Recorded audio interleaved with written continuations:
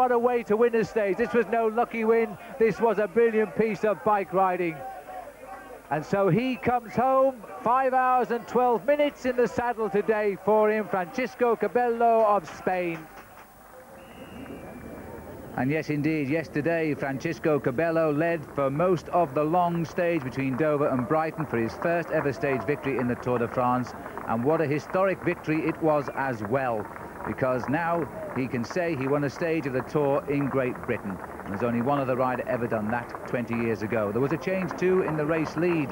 Flavio Vanzella, who finished third, now leads the Tour by 4 seconds. What a happy man he was. He read the move so well. Well, today he's got to defend that jersey when the riders go away from Portsmouth up through Winchester, far north as Basingstoke, and then they swing down to Petersfield, in through Havant and back down to the finish here in Portsmouth. Now let's have a look at the scene here in the city of Portsmouth. It could be anywhere in France, couldn't it? A massive crowd after yesterday's first stage in Great Britain, and the people here are enjoying the festivities in the Village des Parts. They've turned out in their thousands to watch the 185 riders in this year's Tour de France. The most popular names being mentioned, that of Miguel Indurain, the 3-time Tour winner, and of course the 2 English riders, Chris Boardman and indeed Sean Yates. Well, this has been a marvellous tour in Britain. We're now on day 2 in Britain, stage 5 of the race itself. And yesterday, there's been wide variations of estimates of crowd on the route, between 750,000 and 2 million. Well, one of the crowd, whatever they were, was our Rob McCaffrey. On our way to Ditchling Beacon. Ditchling Beacon, it's early in the morning. And already there are people out, up. And here's the first problem. Here's police going to tell us that we can't get up Ditchling Beacon here. Where's my pass? That's a pass, otherwise you ain't going up there. We've got two passes. One, the cameraman is actually standing on the passes. You got any other ID on you? I've got my passport, my driving license, my inside leg measurement. 36 it is. So we finally made it up there, Ditchling Beacon, the biggest climb of the stage, and even at 8 o'clock in the morning, the heroes' names were on the road. The police are coming up afterwards. We've got your names. Have you caught them on film here? What are you writing? Caught out. What are you writing? Who are you writing? Chris Boardman. Yeah. Get away with that. Yeah, get away with that. You're allowed, Chris Boardman. Cheers. Down in the villages, they were celebrating Le Tour with bunting and parties. Take Newick, for example. This is where it's all happening. Bonjour. Yes, hello. Bonjour. Bonjour. Bonjour. Comment allez-vous? Très bien, merci. Et vous, monsieur? Ah, yeah, très bien. What's going on? We're serving breakfast. It's from Yates, croissant and French coffee, which we've imported. Can we? Yes, of course, you can try. Marvellous. We've had reorders already. Already people have been Hey, I tell you what. Real coffee. Fetching hats. Oh, thank you. Thank you. Back on Ditchling, the crowds were gathering for the men that really mattered, some more bothered than others. Not much left there, chaps. No, that's right. We've just had our feast before the race starts. Egon Roney, was it? It was. Well, you asked these two, really. What did you have? What was there? All sorts, ribs, sausages, burgers, a lot. Who's eating that last one? You are, if you want it. Here you go. Top man. Right, it's up. Oh, don't worry. No, I can coat that. Yeah. Oh. Floyd. Very good. Floyd on cycling. Then suddenly we were all taken aback. A breakaway cyclist, 3 hours ahead of the peloton. Tell you what, if Big Mick can do it, Big Rob certainly can. The race itself surpassed all expectation. Electric, dramatic, the greatest names in the world. Could we pick out Boardman? What number was Big Mig?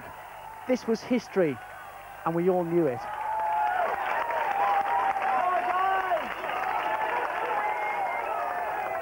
Well, we've been waiting, what, about 7 hours all in all? Yeah. Peloton took about 30 seconds to go past us. Yep. The Tour, c'est magnifique. C'est magnifique. Cheers, chaps. Cheers. He gets all the best jobs, that Rob. Well, this is the overall situation this morning. Vanzella leading his teammate Johan Museo by 4 seconds. Big Mig's there in third place, 14 seconds back. Rolf Sorensen, Lance Armstrong. The two British riders, Sean Yates retains his 9th position, while Chris Boardman moves up 3 places to 17th after that great 4th place finish yesterday. Now, the big question we're all asking, and Gary Imlach is down on the start line. Gary, have they all signed in for this morning's ride? Well, Phil, there are still quite a few gaps on the signing-in sheet this morning, but most of the big names are here. Behind me, you can see the GB team, and Flavio Vanzella, the man of the day, the man in yellow. He's on the sheet, along with most of the other big names, although, of course, they all get the same space on the signing-in sheet. The biggest of them all, Big Mig is in. Vanzella, of course, is in for the GBMG team. Chris Boardman has signed in, and perhaps the biggest cheer of the day for Sean Yates. Come time for the off, all 185 signatures of the riders still left in the Tour de France will be on this sheet. They all have to sign in for their hard labour every day. And this signing-in sheet, something of a historic document, because it'll be one of only 3 ever signing-in sheets from an English stage in the 81-year history of the Tour de France. And it could be on your living room wall or in your sideboard or wherever you keep your valuables if you enter Channel 4's Tour de France competition. The number to call is 0891 44 44 44. That's 0891, all the 4s. And the question, same as it is every year, predict the winner of Sunday's stage. This one from Poitiers to Trelisac, 216.5 kilometres. Don't forget the half. Predict the stage winner, and if you're the first correct answer out of our safety helmet, you'll not only win this, you'll also win a yellow jersey signed by the stage winner and whoever's in yellow that day. Best of luck. Now back to Phil. Thanks, Gary. Yes, indeed, the best of luck in that competition. Now, what do the French think of the way they received yesterday on the roads of Kent and Sussex? Here's Paul Sherwin now with the chef de presse, Philippe Soudre. Well, Phil, I just got a little bit of information down here concerning the riders who won't be starting this morning. It appears that Steve Bauer won't be on the start line. He has a small infection in his leg. But I'm here with Philippe Soudre. Philippe, tell us, what do you think of the success of the Tour de France in England? Well, we're very happy. The society is very happy because it is a great, great success. With all the people we saw on TV yesterday, all the people along the road, I mean, this is tremendous success. Did you really believe before you came to British soil that so many people would turn out to watch a bicycle race? Well, we didn't know really because the Tour have not been in England for 20 years. So that was the first time of a new modern tour coming in England. And if I want to be objective, well, I would say no. I couldn't imagine that. And I'm sure that this will be the most popular stages of the Tour. We had more people yesterday and probably today than we're going to have in the mountain stages of this Tour de France. What's the feeling amongst the French press? I know many people asked me before we came here, you know, will there really be anybody turning out to watch the bike race? Yes, well, the French press now is convinced that it was a good idea to come here. And you remember in '92 we went in 7 different countries. It was a problem also. After, well, there was just England was missing, in fact, and so now it's complete, and, well, the Tour de France is really a European event, very important, yeah. Well, the last final question everybody is asking at the moment, when are you going to come back? Well, the last time was 20 years ago. I think, I believe, and I hope that we will come sooner than 20 years. Well, there you have it from the man who knows the inside story. We're not going to have to wait another 20 years before we come back to the Tour de France in England. Heck, I hope not, Paul. I'll be too old to commentate on the Tour de France. Now, the village départ this morning is extremely busy. Let's have a look around it ourselves. And what a marvellous atmosphere it's been. The sun has stayed with us so far here around Southsea. And as you can see, the atmosphere very much French. The gendarme enjoying a glass of wine. And yes, they always recommend a glass of red wine before you go to work in the French police service. And of course it wouldn't be the same without some nice French cheese and a little bit of French accordion music. It is a marvellous atmosphere indeed. Many of the people here having a glass of rosé and some snails for breakfast. Well, it appeals to some, you know. And so that's the scene in the village. Well, our man Rob McCaffrey is now back in from Sussex, where he was yesterday. He's with the spectators now in the village. People that matter on it. Chris Boardman's just gone past us here, which is quite ironic because I've got the Chris Boardman fan club with me. Where are you from? That's us. Well, we're the Becknet North End from the Whittle. We've come to That's Chris's country, of course. That's Chris's country. We've come to support Chris and enjoy this marvellous occasion. Hasn't he? Are you surprised at how well he's done? No, we expected it. And can he do as well today? Yeah. Let's have a cheer for Chris, then. Let's have a cheer for Chris. Quick cheer for Chris. Let's move along, see if anybody else. Where are you from? Where have you come from today? Other way. Oh, you just nipped across? Yes, just for the day. Michael Palin not with you today? No. No. Who are you supporting today? Oh, probably Sean Yates. Sean Yates, that's fair enough. Anybody else come from anywhere else? There's a lady from Yorkshire I want to speak to. Where's she gone? She gone with her little baby. She's moved down here. Here she is. We come from Yorkshire today, that's right? That's right, yeah. Tell me about, how's the little one It's behind? 10 weeks old. 10 weeks old. Yeah, He's... wanted him to see this, thought it'd be a good experience for him. And who will he support? Chris Boardman today. And his name? Elliot. Elliot. Yeah. Best of luck to Elliot. I hope you all have a fantastic day. Elliot is a little bit younger than Phil Liggett. Sorry about that, Phil. But I understand you might be in line for a new job. Maybe. You certainly get my vote. Well, I'll tell you what, Rob, I think I'd lose my deposit if this was the case. Well, alongside me now is a rider who knows all about the Tour de France, Barry Hoban. He rode it 12 times, and indeed, Barry, you won 8 stages, and that's still a British record. But would you have traded all those to have ridden here today? Oh, certainly. It's the atmosphere has been out of this world. Even the French have been amazed. 20 years ago when we came, it was a little bit of an embarrassing situation with only 20,000 people. But here, it was even better than one could have expected, better even than many stages in the Tour de France. Barry, 1974 you did ride here in Plymouth, and you've just told me that all of your teammates are here today in various capacities, bar one. That's amazing, isn't it? Yeah, it is. It was the original Gan Mercier team, and we've even got the PR guy who was Claude Soud. So all the riders are here in different capacities. Naturally, all of them French, apart from myself. But you speak a language fluently. You also speak Flemish, and I've heard you using it all this morning. Yeah, well, it's great just meeting all my old cronies, and there are plenty of them here. Well, Barry, thank you very much. I know you'll enjoy the day because you've always enjoyed the atmosphere and indeed cycling. Well, very shortly, we're going to start this stage of the Tour de France, the second stage in Britain. The scenes down from our helicopter are tremendous. The crowds are being reported out on the race route to be big or bigger than they were indeed yesterday. We'll take a short break and then we'll see the start.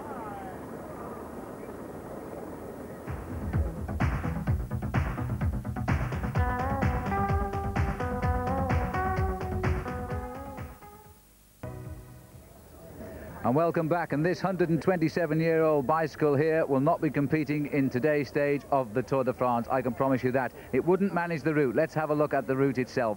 We move away from Portsmouth up through Winchester to Basingstoke. Then we turn south, coming through Petersfield, Rowlands Castle, Havant, and back into the finish in Portsmouth. It's a tough ride of 182 kilometres. And they are the scenes right now with the riders down there on the start line. And let's go to Paul Sherwin, who's with them. Well, I'm down on the start line here in Portsmouth. It's an incredible atmosphere, really. Sean Yates was the man of the match yesterday. Sean, what was it like? Did you expect to see crowds like that on British soil? No, I knew there was going to be a lot of people, I think, because the organisers worked very hard in, letting it be known that the tour was coming through, but I never imagined that there would be that many. It was unbelievable.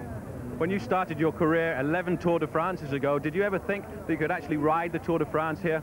Never even dreamt it. It's amazing. What were the crowds like yesterday? You were shouted all the way along the road. There were some fantastic sights. What about the chance of seeing your parents? Yeah, that was great. I mean, over the years, there's a few riders who've been able to do that when they're going for their hometowns, but I never believed that I'd, especially early in the race, normally they race pretty hard, but the situation was good for me, and I asked the yellow jersey, he said no problem, so I got a little lead and stopped and said hello. That was an incredible thing for you, Sean. There's another rider down here who speaks a little bit of English, a long-time friend of Sean Yates, Dag Otto Lauritsen from Norway. Dag, did you think that you could see so many people at a bicycle race in England?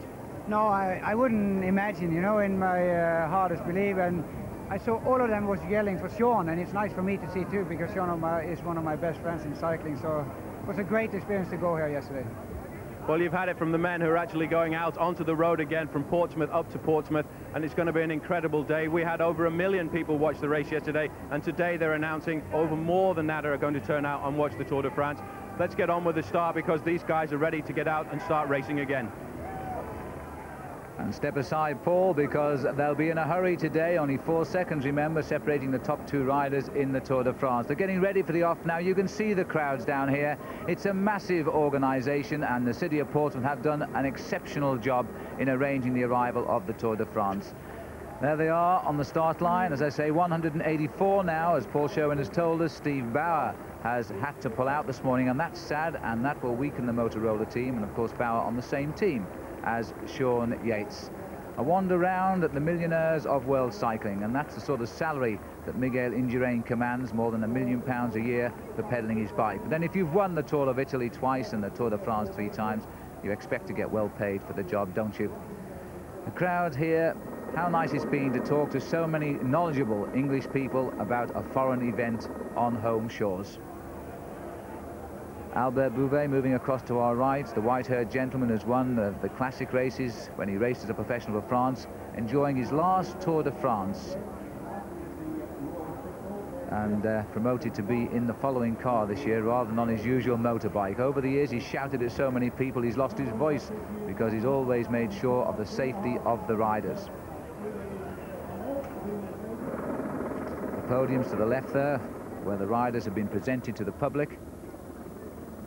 And also, the police have done a fantastic job under the command on the road of Chief Inspector Andy Relf, who's been working on this non-stop for 2 years. They've been to the Tour de France en masse, including the Hampshire Constabulary as well, to check out. They've made sure they've made no mistakes. And yesterday, it was a military operation that went to perfection. And so the Lord Mayor of Portsmouth is ready to start the occasion. I can tell you that man too has enjoyed the occasion these last 2 days. Well, I'm joined now by Paul, back up from the start line. It looks like the flag is going down. It is. It's a fantastic moment. It really is incredible, the atmosphere than it was yesterday. I know we had so many people out there, reports of between 1 and 2 million people coming out for a bicycle race. That's like filling up Wembley Stadium 10 to 20 times. It really is incredible. Steady rollout. It's not a fast one. The riders neutralized for the moment, and they will gently process away from the start area as they head out now towards the Chalk Downs and across to the A3, and then they'll be climbing away towards the city of Winchester, and then from Winchester they will process in racing formation, you bet, all the way to Basingstoke and Alton, and then they'll make the return. And the return on this route is a difficult one. It's known very well to club cyclists. They've had the British Junior Championship a year ago over some of the roads here, and they are tough. They are narrow, they twist, they turn, they're well covered in trees, and I know that down by South Harting we're going to see plenty of action. And I must mention my dentist as well, because he's none other than Ian Hallam, who received the MBE for his service to cycling, 2 bronze medals in the Olympic Games, a gold medal in the Commonwealth Games. Could not believe it when the route was announced to go right past the door of his dentistry in Petersfield, and he'll be there with the cameras as well. It's a great occasion for many, many people. And Paul, I would think that today Boardman and Yates will feel that little bit of nervous tension, because they know now what they're in for after yesterday on the English roads. It must have come as a great surprise, because I've ridden the Tour de France so many times, and I think the stages that we saw yesterday, the one we're about to ride today, I don't think the riders will very see crowds like that in their lives. Some of the organisers of the Tour de France are saying to me here that these kind of crowds are the crowds that you see on the stage to Alpe d'Huez, which is one of the most incredible stages of the Tour de France. And let's not forget, we'll be there with Channel 4 bringing pictures from Alpe d'Huez, of course, as we will every day throughout the Tour de France as it winds its way to Paris, where it will end on July the 24th. Well, of course, we've mentioned Sean Yates. He had his special day as well yesterday, and we all hoped he would do well. Well, here's Gary Imlach's report now on how Sean's day went. Sean Yates' lap of honour started at Dover Castle yesterday morning with a guard of honour, followed by the honour every cyclist rides for, an audience with Don Filippo. Then, after politely refusing the offer of a small stuffed animal as company, Sean rode into what turned out to be a 125-mile standing ovation.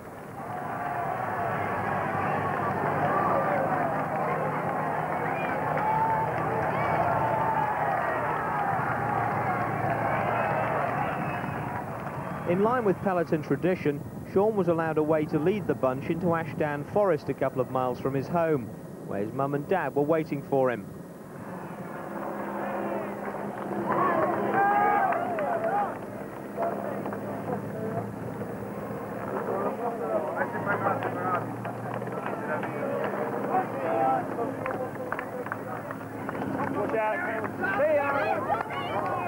The peloton may extend courtesies, but it doesn't extend them for very long, and after the short sentiment break, the race was back on. Up ahead at the stage finish in Brighton, 2 more fans with a special interest in the day were waiting. Where's your dad, Liam? Up the front, we hope. I'm not sure Liam's paying too much attention, but it's nice for him to be here, isn't it, for his dad's last tour? Yes, it's very nice. I mean, it's obviously nicer probably for Sean because Liam won't remember it. But I'm videoing it all on TV and Liam can see it when he's older. Posterity was available in still form for the Yates family too. And just in case the professionals messed it up, Grandad was wielding the VHS. Come 5 o'clock, the glances were getting anxious. 2 minutes past, first circuit. 5:14, second circuit, the end of an East Sussex boys' homecoming ride, and time for a family reunion. Thank you.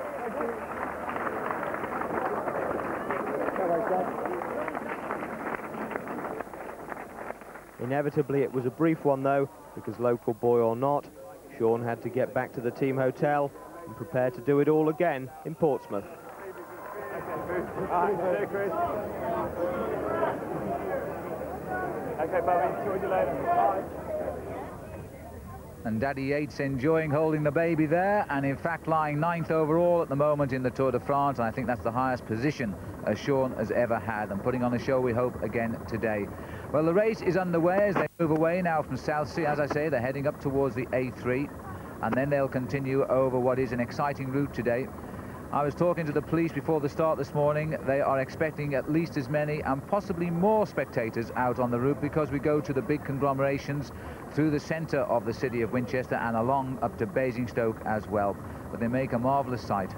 It really has been incredible. I was so surprised by the performance of Chris Boardman yesterday, who, despite the fact there was a breakaway going clear, decided to try and counter-attack and get up there himself to try and take the stage. I'm sure those two riders, Chris Boardman and Sean Yates, are going to be ultimately motivated again today to try and get out there and do the same kind of thing, because they've seen the crowds and it really is going to raise them to the occasion.